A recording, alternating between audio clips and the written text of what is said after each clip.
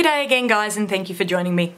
So for the past 4 years I've been buying my polychromos pencils from my local art shop, and they're sitting there on the shelf in this big gorgeous wooden display that's studded with all of the colours of the rainbow, and I really enjoy going there to pick out the pencils that I need from this particular display.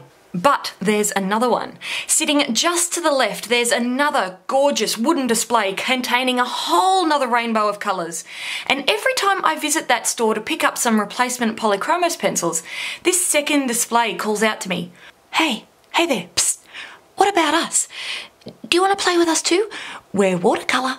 Now, like I've said before, my attempts at using watercolour paints have been but I love the way watercolour pieces look. I would love to be able to create some pieces that have that brilliant translucency and some of that looseness. So maybe the pencils from that other stand could be a little bit of a bridge between my beloved colour pencils and the world of watercolour. That second display finally won out over me, and I purchased myself a handful of the Albrecht Durer Watercolor pencils. Just to try out, you know.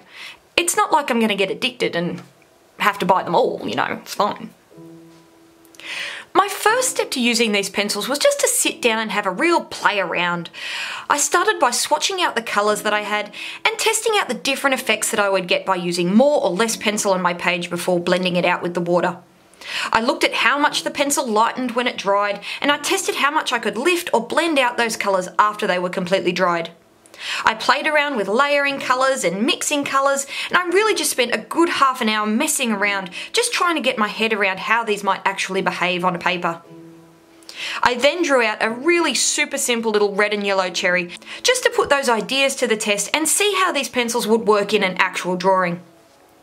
Now, if you would like to watch over my shoulder and hear my rambling thoughts as I work through this experimental process, I do have a full hour-long video available now over on my Patreon page. Now that I was armed with a little bit of a better idea of what I could and couldn't achieve with these pencils, I thought it was time to dive on in and get started on a full drawing. I found an awesome photo over on paintmyphoto.com that I thought would work really well with the colours that I had on hand. Well, except I felt that I was missing maybe a darker green, so I headed back to my local art shop for just that one pencil, and I walked out with 5. It's like every single time I go into that place, I walk out with more than I plan to. It's like dangerous. Pencils are like Pokemon. You've just got to catch them all. But of course, now that I had an image in mind, I was able to pick out some of the extra colours that I thought would work with the particular piece, so I considered them a wise investment. My first step in this piece was to lay down some masking fluid on areas that I wanted to keep bright or clean for the leaves later. Now, I have ruined far too many brushes with this goopy stuff, and I don't have any specialised tools since I really don't use watercolours that often. So I used a knitting needle to apply the mask, and it worked beautifully. I can now say I highly recommend a 4mm knitting needle to lay down long, clean lines of masking fluid. Once I had all those lines in place, I waited for that masking fluid to dry completely before starting with the pencils. As always, I started with the eye. Now, the darkest colour that I had purchased of these pencils was the indigo, and I had hoped it would be enough to make the pupil as dark as I wanted. But after applying the pencil and blending it out with the water, I wasn't really satisfied with that depth of colour, so I did cheat ever so slightly, and I used my black Inktense pencil just for those tiny little details around the eye. I then started on the actual bird. Now, I didn't use any very refined technique when adding the pencil to the paper. Usually when using my colour pencils, I have to be super careful to make sure that I have all of my pencil strokes very carefully placed in the right direction, size and shape. But as I had seen with my experiments, this pencil blends out amazingly. Just the smallest amount of water from that water brush dissolves that pencil into a puddle of pure colour, and I was able to push and pull and lift that colour any way I wanted. So super precise colouring just wasn't necessary to get the effect that I wanted. This made the whole process so fast. This entire piece took me less than an hour and a half to complete. I wasn't really sure how to approach the layering of this piece.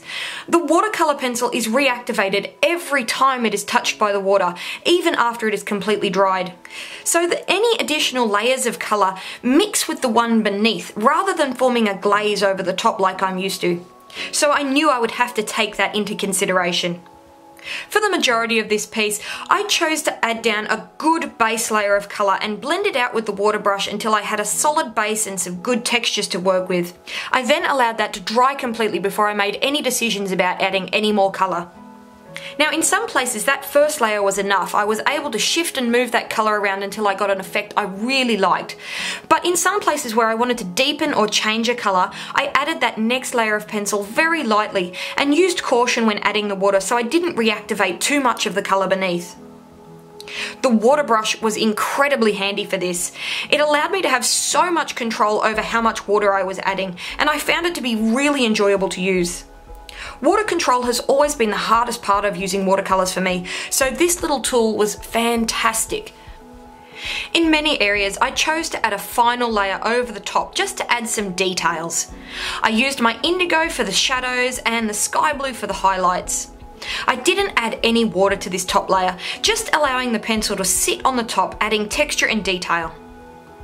I had experimented with using my polychromos for these final details, but I didn't love how they felt going over the top of the dried paint.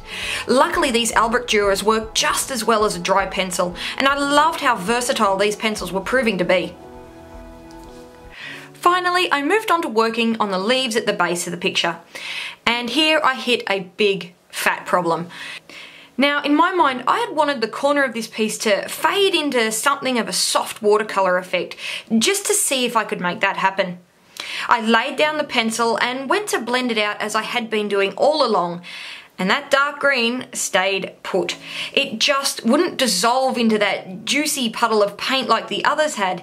Instead, those harsh lines stayed exactly where I had put them, and only a light green wash stained the paper surrounding. Well, that can't be right, can it?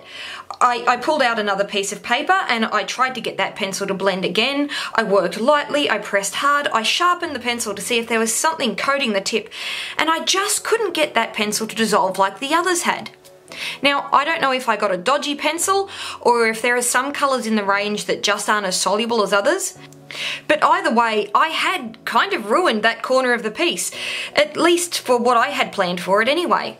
Just for the record, it was the chrome oxide green that was the offender here, so if you've used these pencils, please let me know if you've had any similar problems. I'd be really interested to hear about your experiences. Now, I was really disappointed at this point, but I really liked the rest of the piece, and I wasn't going to give up just because it wasn't going to plan. So I built up some leafy textures instead, and with that done, I was ready to call this piece complete. So here's the final piece. I really enjoyed working with these pencils. It was so fast and fun, and although I didn't get the watercolour look that I was after, I was able to loosen up my drawing technique and still get a result that I really liked. I will absolutely be using these pencils again. I would like to take a moment to thank my patrons.